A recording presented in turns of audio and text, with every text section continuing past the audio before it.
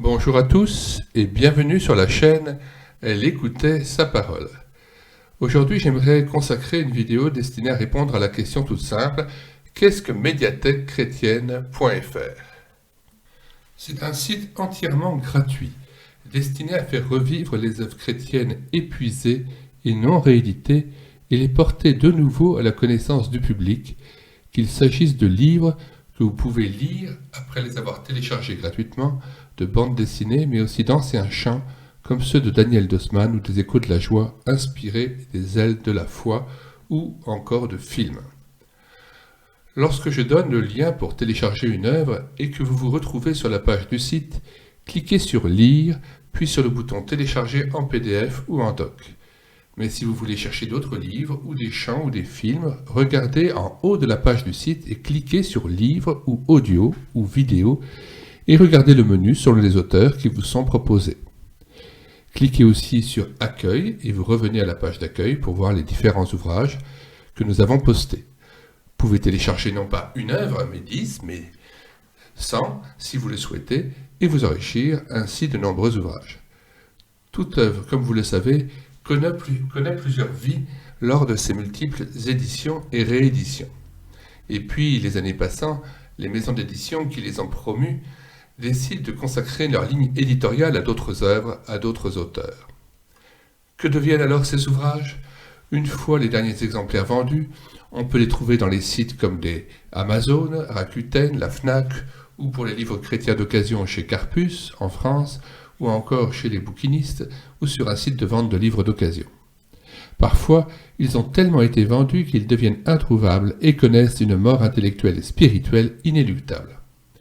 Considérant ce phénomène dommageable et préjudiciable non seulement pour les chrétiens, mais aussi pour les auteurs, les ayants droit et même pour les éditions chrétiennes, qui n'ont pas toujours le budget suffisant pour rééditer des ouvrages de qualité, certes, mais dont le retour sur avertissement serait incertain, voire hasardeux, j'ai commencé à prendre mon bâton de pèlerin et à contacter plusieurs chrétiens dont certaines œuvres étaient épuisées, et pour ceux qui avaient déjà rejoint leur Seigneur, je me suis adressé à leurs ayants droit, à leurs familles ou leurs enfants, et leur ai demandé s'ils étaient d'accord que je numérise leurs ouvrages épuisés et non réédités, afin que l'Église et les chrétiens puissent à nouveau s'enrichir de leur lecture.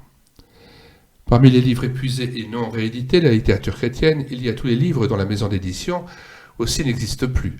Ainsi, ceux édités il y a encore quelques années par Brunner Verlag, maison d'édition EBV, qui n'existe plus désormais, et parmi les livres qu'ils éditaient se trouvait notamment l'ouvrage du pasteur allemand Wilhelm Busch, Jésus notre destin, que vous pouvez télécharger sur notre site, ou bien les ouvrages édités il y a quelques décennies par les éditions des groupes missionnaires, et parmi lesquels se trouvaient les œuvres de Billy Graham, mais bien d'autres encore, comme le livre de Drown, chez les Givaros, au pays des chasseurs de tête, que nous venons de numériser et de poster sur médiathèquechrétienne.fr. Sur médiathèquechrétienne.fr, vous trouverez les ouvrages de René Pache, parus aux éditions Emmaüs, édition qui existe toujours, bien évidemment, mais les ouvrages suivants étaient épuisés: La personne et l'œuvre du Saint-Esprit, L'au-delà, Le retour de Jésus-Christ, L'inspiration et l'autorité des Saintes Écritures, et bien d'autres encore. Ajoutons les livres de Maurice Ray, dont ses 5 ouvrages de théologie pratique, mais aussi son ouvrage Échec à l'oppresseur, sur la délivrance des liens occultes, l'occultisme à la lumière de Jésus-Christ, et bien d'autres encore. Ceux de M. André Adoul, Sa présence, Le servir en sa présence, Échec de la dépression, La fin est proche, Irréprochable devant sa gloire, et aussi tous ses romans et la littérature pour la jeunesse qu'il avait rédigée. À vous de vous rendre sur l'onglet Livres et choisir votre auteur qui vous intéresse, de découvrir les ouvrages que nous avons pu numériser. Nous mettons régulièrement des ouvrages en ligne, c'est pourquoi nous vous invitons à consulter le site régulièrement pour voir ceux que nous avons postés. Sachez aussi que cette médiathèquechrétienne.fr est en lien direct avec la chaîne YouTube que nous avons créée, Elle écoutait sa parole. C'est pourquoi vous trouverez parfois, en plus du bouton télécharger, en doc ou PDF, un bouton écouter sur YouTube. Le basculement se fait automatiquement du site internet médiathèquechrétienne.fr sur la chaîne YouTube Elle écoutait sa parole, où nous avons pris en charge la lecture d'audiobooks, où avons posté des chants chrétiens ou des films.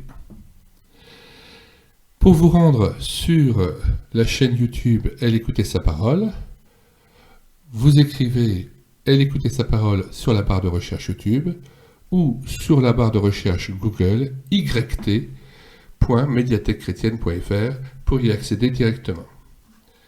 Sur cette chaîne, Elle écoutait sa parole, nous lisons des audiobooks, lisons des BD à l'aide d'une caméra de documents, postons des chants chrétiens, voire nos 45 playlists et plus de 520 vidéos mises en ligne destinées à stimuler votre foi par l'écoute d'audiobooks ou de books chrétiens ou par l'écoute de chants ou de louanges.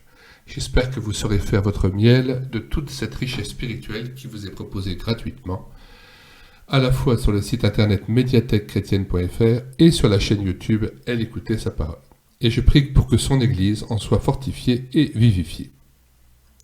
Déjà sur les rapports quotidiens, je vois des consultations de Russie, d'Ukraine, des États-Unis, du Canada, du Brésil, d'Europe, d'Afrique, du Pakistan ou d'Inde, et me réjouis ainsi de voir que des chrétiens ou des gens du monde entier viennent puiser mediathèquechrétienne.fr les livres dont ils ont besoin. La Bible est un ouvrage qui a besoin aussi d'être introduit, expliqué par des écrivains, des témoins, des théologiens qui ont passé leur vie à apporter des renseignements, des explications aux 66 ouvrages de l'Ancien comme du Nouveau Testament qui ne sont pas toujours faciles à comprendre.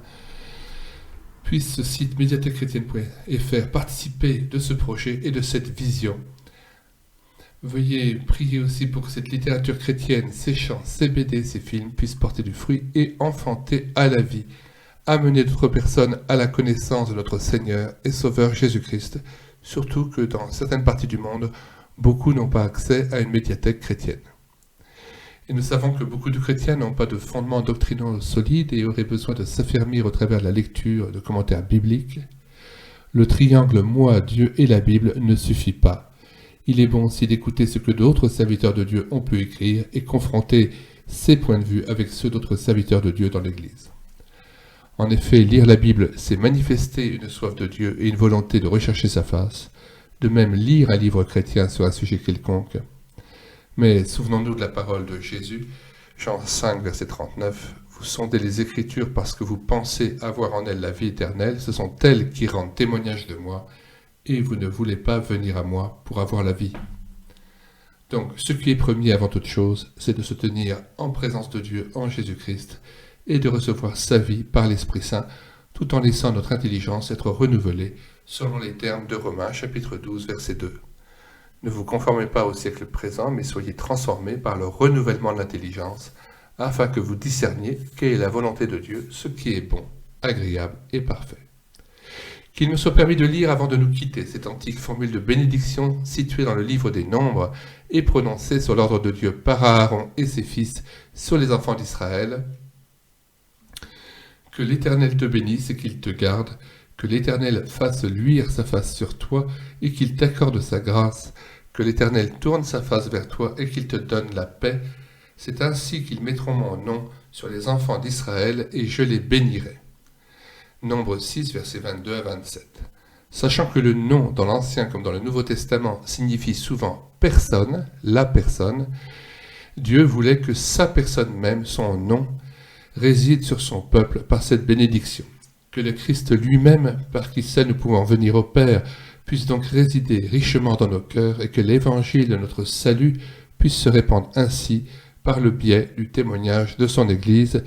Bonsoir à tous et à bientôt.